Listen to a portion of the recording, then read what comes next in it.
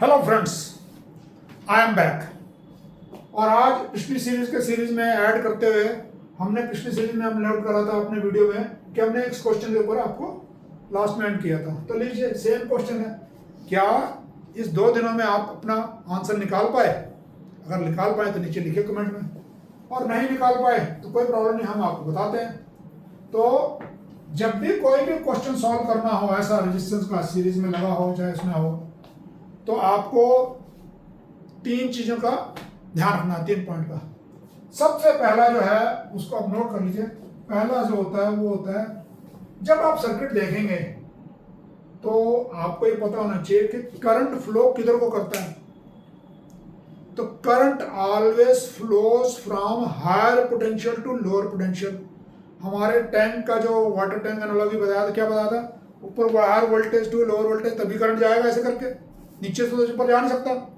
तो हमारे केस में आपको क्या करना है, आपको ये देखना है कि भाई जिसका मैं देखना चाहता हूं उसमें से हायर पोटेंशियल क्या है।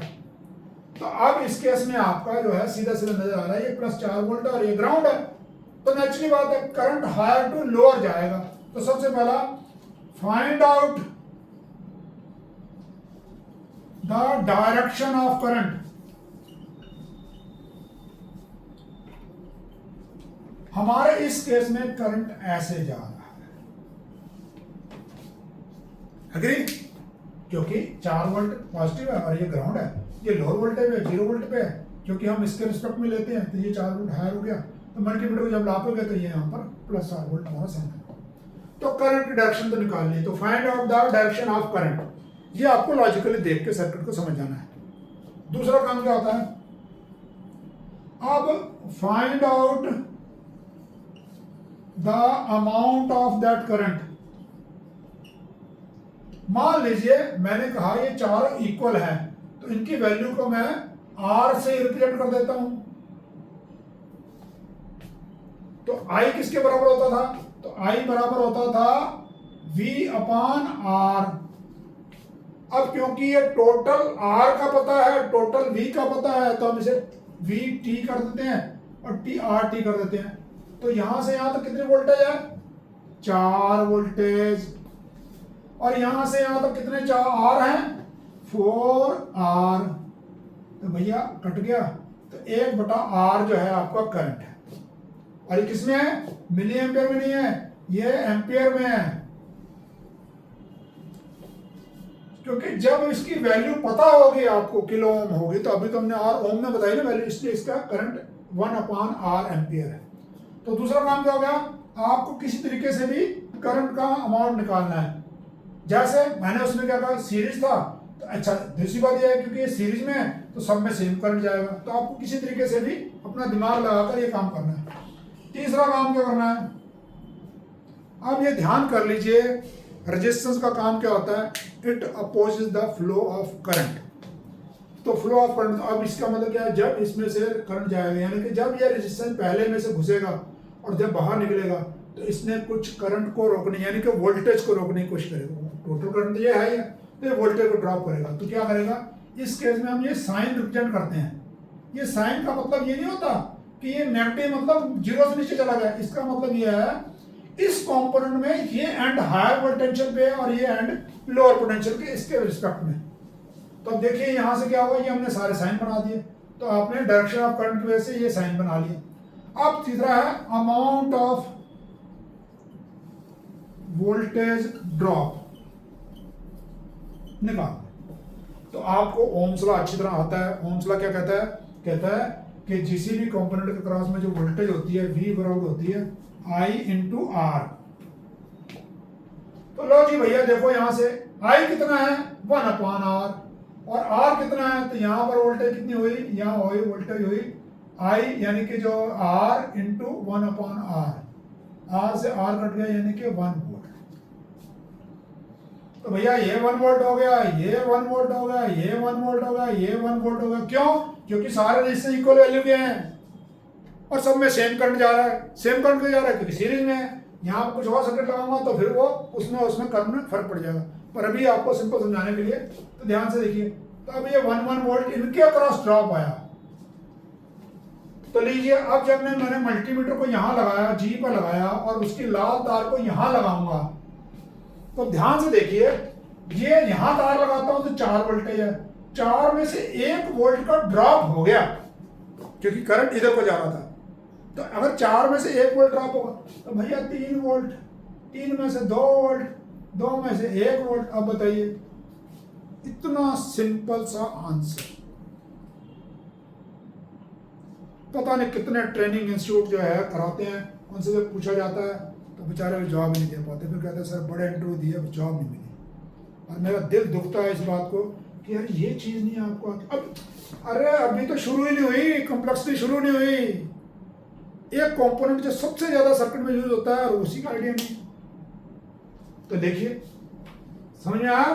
तो क्या करना है, ये 3 फंडामेंटल लिख लो, नोट कर लो, दिमाग में उठा लो। क्या करना है, पहला, find out the direction of current. वो कैसे पता लगेगी? एक ही सिंपल प्रिंसिपल है, current always flows from a higher potential to lower potential. पानी ऊपर से जहां पर ज्यादा भरा होता है, वहां से जहां कम भरा होता है उधर को चलता है, कभी उल्टा नहीं चलता। और अगर उल्टा चलता हो तो पंप लगाते हो ना, तो उसके लिए फिर एनर्जी देते हो, तो एनर्जी दो तो चलेगा। पर क्या हुआ, higher potential to lower potential. दूसरा, find out the amount of current. उसके बड़े सारे तरीके हैं जो आपको आने चाहिए। पिछले महीने में दिखाया, वोल्टेज पता थी पर दूसरे का नहीं पता था, हमने वहां से निकाल लिया करंट। उधर से नहीं पता था, हमने वो एग्जांपल दिया आपको, और ऐसे भी और भी एग्जांपल दूंगा मैं आपको। तो find out the amount of that current, वो करंट को निकाल लिया। फिर तीसरा, अरे जब करंट पता लग गया तब तो कोई प्रॉब्लम नहीं, तो V बराबर होता है I इंटू आर। आर तो पता ही है उसके। अब यहां देखिए, मेरा क्वेश्चन है बेसिकली कि अगर हमने यहाँ पर, आई होप ये आपको समझ में हो गया। अब मैं 2 क्वेश्चन आपके लिए छोड़ता हूँ जिसको आप ध्यान से देखेंगे। अगर, क्योंकि ये सारे रजिस्टर इक्वल है, तो अगर पहला केस, अगर आर को मैं 1 किलो ओम ले लूं, यानी कि ये भी 1 किलो ओम, ये भी 1 kilo ohm, 1 kilo ohm, 1 kilo ohm, यानी चारों रेजिस्टेंस 1 किलो ओम है, तो इस सर्किट में वोल्टेज का क्या फर्क पड़ेगा, या यहां पर इस सर्किट के अंदर क्या इवेंचुअली फर्क पड़ जाएगा अगर मैं रेजिस्टेंस 1 किलो ओम लेता हूं। और दूसरा केस है, अगर मैं ये 1 ओम ले लेता हूं तो सर्किट में क्या फर्क पड़ेगा, इसके ऊपर आपको सोचना है और नीचे कमेंट में जरूर लिखना है कि भाई सर ये फर्क पड़ेगा आपको, ठीक है ना।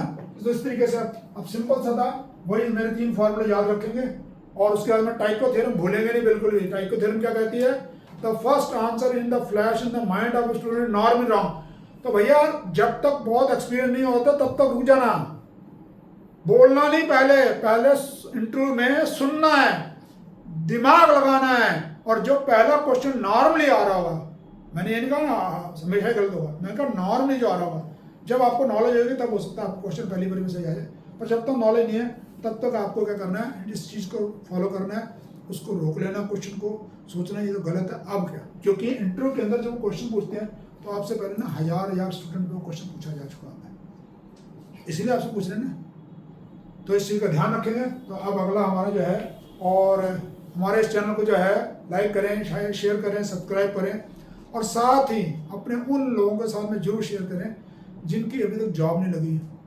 रोज कॉल्स हमें मिलते हैं कि सर आपका ट्रेनिंग इंस्टीट्यूट है तो हमें बच्चे दीजिए। कहाँ से दें, जब वो मोबाइल के अंदर बिजी हैं तो कहाँ से दें, जब वो पढ़ना नहीं चाहते, सारा IIT का जितना मटेरियल है वो अवेलेबल है, क्यों नहीं देखते आप। IIT में जाना चाहते थे, नहीं जा पाए, कोई बात नहीं, तो क्या हुआ, पर मटेरियल तो सारा अवेलेबल है, हम देखते नहीं है क्योंकि हमारा फोकस कहीं और चला गया।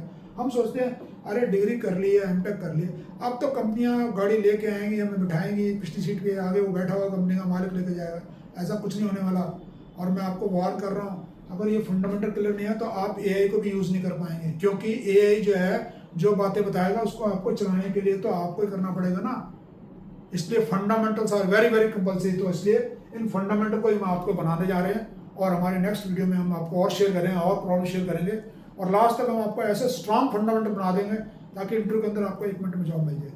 Thank you and have a nice day.